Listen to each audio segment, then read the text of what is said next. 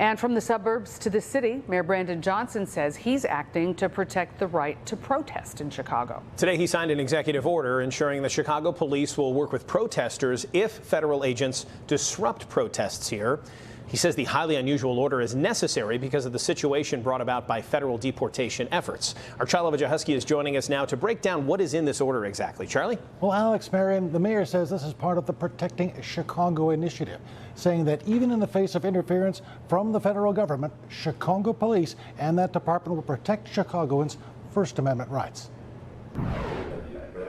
With longtime social justice advocates at his side, Mayor Brandon Johnson signed the executive order that sets up the ground rules for interactions between protesters, federal agents, and police. In the event the federal government tramples on the Constitution, our police department has a responsibility to make sure that we're protecting our democracy. No hate, no fear.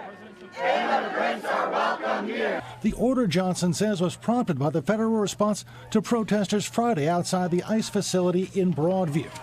You are commanded to immediately disperse. If you do not do so, you may be arrested or are subject to other police action. Action that included the use of rubber bullets to disperse crowds. What I saw was the federal government coming out and using force against peaceful protesters. Let's look at what happened in Broadview.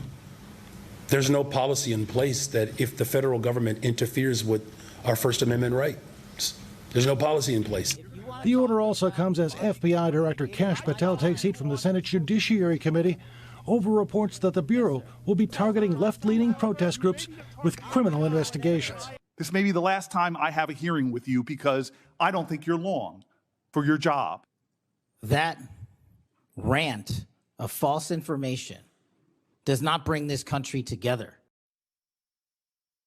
Order will only apply to Chicago police and protesters. It reaffirms the city's position that it will not work with ICE on immigration matters.